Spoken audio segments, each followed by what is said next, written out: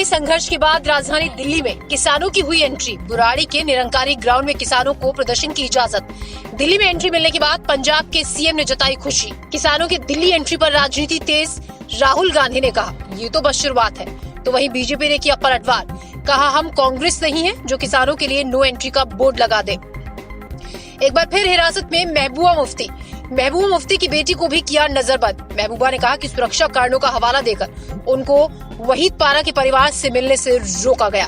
पंजाब से चला किसानों का काफिला अब दिल्ली पहुंच चुका है। सरकार से इजाजत मिलने के बाद अब किसान दिल्ली की सीमा के अंदर आ चुके हैं, लेकिन दिल्ली पहुंचने से पहले दिल्ली हरियाणा बॉर्डर पर और उससे पहले किसानों को कई बार रोका गया। सुरक्षा कर्मियों के साथ इनकी झड़प भी हुई, आंसू गैस के गोले भी छोड़े गए। देखिए पूरी रिपोर्ट।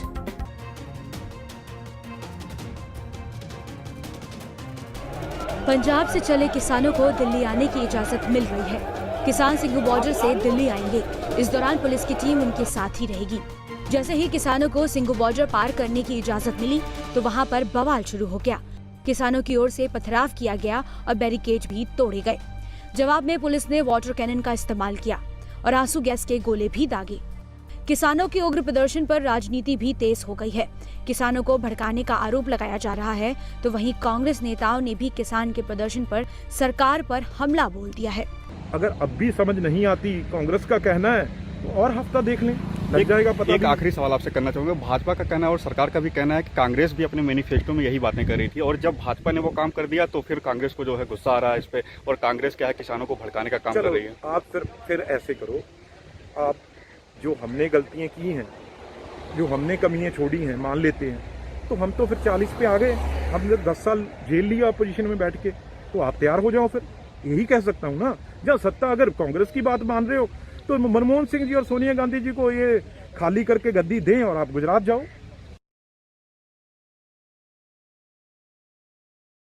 देखिए, ये पहला ऐसा आंदोलन है जिसमें राजनीतिक दल पीछे चल रहे हैं और कंसर्न लोग, इसमें कंसर्न लोगों में किसान है जो आगे चल रहे हैं।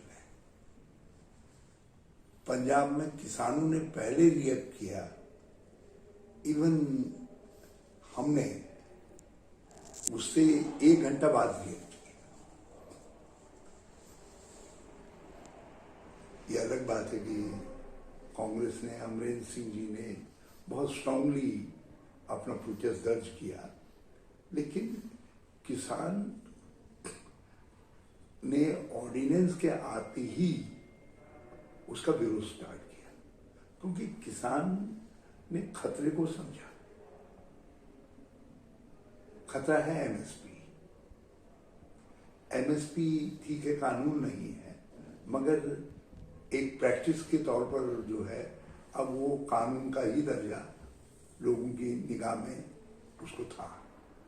इस बीच किसान संगठन और दिल्ली पुलिस लगातार धरना स्थल को लेकर बात कर रहे थे, जिसके बाद ये निश्चय हुआ कि किसानों को दिल्ली के बुराड़ी स्थित निरंकारी समागम में प्रदर्शन करने की इजाजत दी जाएगी। किसान नेताओं से बातचीत के बाद दिल्ली पुलिस ने उनको पीसफुल प्रोटेस्ट के लिए निरंकारी ग्राउंड पे अलाउ कर दिया, जो कि बुराड़ी में है। सभी किसान नेताओं से अपील है कि वो शांति बनाए रखें। किसानों का दिल्ली जाने की इजाजत और प्रदर्शन के लिए निरंकार समागम देने के फैसले पर पंजाब सीएम कैप्टन अमरिंदर सिंह ने स्वागत किया है। तो चलिए अब आपको दिखाते हैं कि इससे पहले किसानों और पुलिस के बीच में कैसे पूरे दिन तनातनी चलती रही। किसानों का प्रदर्शन आज दूसरे दिन भी जारी है और अब अधिक आक्रामक होता जा रहा है। शुक्रवार सुबह किसान पुलिस के सारे इंतजामों को धता बताकर लगातार आगे बढ़ रहे हैं। दिल्ली पुलिस ने शुक्रवार सुबह सिंघू बॉर्डर पर कुछ किसानों से बात की है। पुलिस ने किसानों को वापस जाने की अपील की है और कोरोना नियमों का पालन करने को कहा, लेकिन किसान अपनी बात पर अड़े हैं। उनका कहना है कि हम दिल्ली जाकर रहेंगे। सिंघू बॉर्डर पर पुलिस और किसानों के बीच भिड़ंत हुई। यहाँ पुलिस ने आंसू गैस के गोले दागे, लेकिन किसान पीछे नहीं हटे हैं और दिल्ली आने पर अड़े हुए हैं। टिकरी बॉर्डर पर भी हालात बेकाबू होते नजर आ रहे हैं। पुलिस ने यहाँ 2-3 लेयर की बैरिकेडिंग कर किसानों को आगे बढ़ने से रोकने का इंतजाम किया हुआ है, लेकिन किसानों को रोक पाने में पुलिस नाकाम रही और किसानों को काबू में करने के लिए पुलिस ने आंसू गैस का इस्तेमाल किया और वाटर कैनन से किसानों को रोकने की पूरी कोशिश की। तस्वीरों से अंदाजा लगाया जा सकता है कि हालात बेकाबू होते जा रहे हैं। किसानों के प्रदर्शन के कारण कई मेट्रो स्टेशन के गेट्स को बंद कर दिया गया है।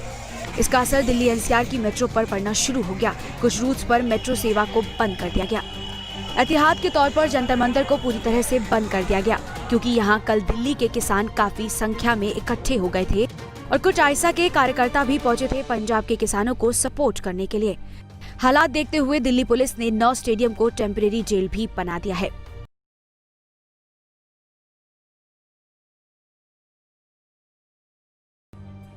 किसान आंदोलन का असर आज दिल्ली एनसीआर के ट्रैफिक पर देखने को मिला। दिल्ली पुलिस ने कनेक्टिंग बॉर्डर्स पर चेकिंग बढ़ा दी थी, जिसकी वजह से जितनी भी गाड़ियां आ रही थी उन सभी की चेकिंग की जा रही थी। और यही एक रीजन है कि गुरुग्राम हो या फिर यमुना एक्सप्रेसवे हो, हर जगह गाड़ियां रेंगती हुई नजर आई और साथ ही मेट्रो के कई रूट्स को भी बंद कर दिया गया था। देखिए पूरी रिपोर्ट। किसान बिलों के विरोध में लाखों किसान दिल्ली की तरफ बढ़ रहे हैं, जिससे सीमाओं पर सुरक्षा कड़ी कर दी गई है।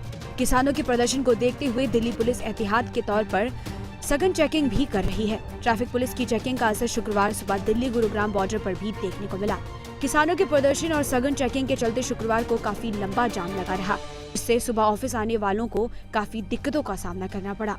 दिल्ली जयपुर एक्सप्रेसवे के मुसाफिर भी घंटों जाम में फंसे रहे। विरोध मार्च के मद्देनजर एहतियात के तौर पर हरियाणा के साथ लगने वाली फरीदाबाद, सिंघू और गुड़गांव सीमा क्रॉसिंग पर सुरक्षा बलों की भारी तैनाती की गई है और गाड़ियों की जांच तेज कर दी गई है। नेशनल हाईवे 48 पर भी ट्रैफिक की रफ्तार धीमी है। ऐसा ही कुछ नजारा यमुना एक्सप्रेसवे पर भी देखने को मिला। यहाँ पर भी गाड़ियां रेंगती हुई नजर आई। वहीं दूसरी तरफ मेट्रो सेवा कुछ रूट्स पर बंद होने से आज मेट्रो के मुसाफिर भी सड़क यातायात का इस्तेमाल कर रहे हैं, इसलिए भी सड़कों पर वाहनों की भीड़ आज ज्यादा है। तो अगर आप अभी घर से नहीं निकले हैं तो निकलने से पहले अपने रूट्स पर ट्रैफिक जरूर चेक कर लें। जम्मू कश्मीर की पूर्व मुख्यमंत्री महबूबा मुफ्ती को एक बार फिर जम्मू कश्मीर पुलिस ने हिरासत में ले लिया है। इस बात की जानकारी महबूबा मुफ्ती ने खुद ट्वीट कर दी है और उन्होंने ये आरोप भी लगाया है कि पार्टी नेता वहीदुर रहमान के परिवार से उन्हें मिलने भी नहीं दिया जा रहा है। देखिए पूरी खबर।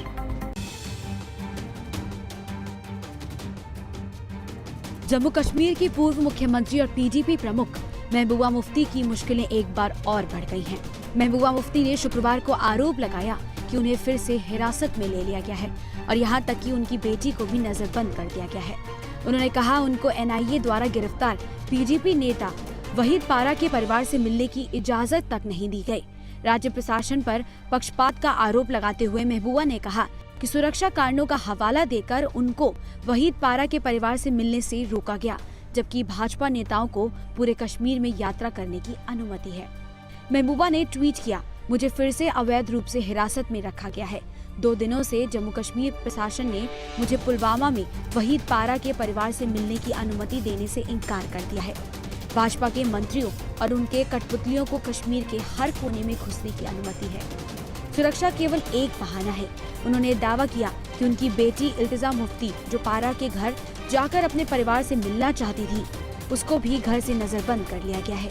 उन्होंने ट्विटर पर पोस्ट किया, उनकी क्रूरता की कोई सीमा नहीं है। वहीद पारा को बेबुनियाद आरोपों में गिरफ्तार किया गया और मुझे उसके परिवार को सांत्वना देने की भी अनुमति नहीं है। यहाँ तक कि मेरी बेटी इल्तिजा को भी नजरबंद कर दिया गया है, क्योंकि वह भी वहीद के परिवार से मिलना चाहती थी। बता दें कि एनआईए ने गिरफ्तार डिप्टी एसपी देविंदर सिंह और हिजबुल मुजाहिदीन के आतंकवादी नवीन काबू के मामले में बुधवार को बीजेपी नेता वहीद पारा को भी गिरफ्तार कर लिया। पारा पर एक साजिश के जरिए हिजबुल मुजाहिदीन का समर्थन करने का आरोप है। गुजरात के राजकोट में कोरोना अस्पताल में देर रात भीषण आग लग गई और इस हादसे में 5 मरीजों की मौत भी हो गई है। ये हादसा राजकोट के शिवानंद अस्पताल का है और इस हादसे के बाद पीएम मोदी ने भी दुख जताया है।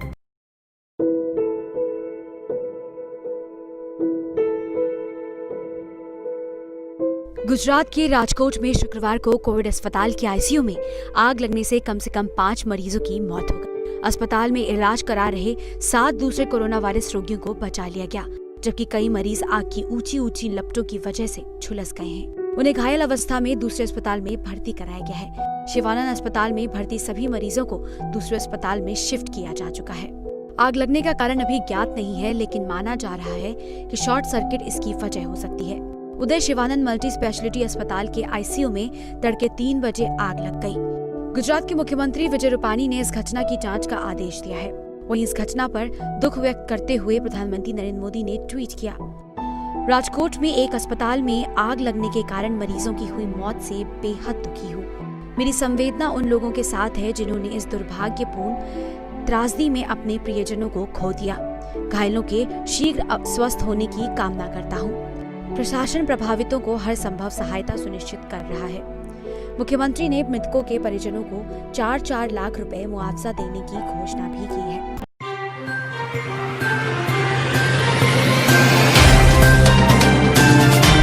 Subscribe now and press the bell icon. Never miss an update.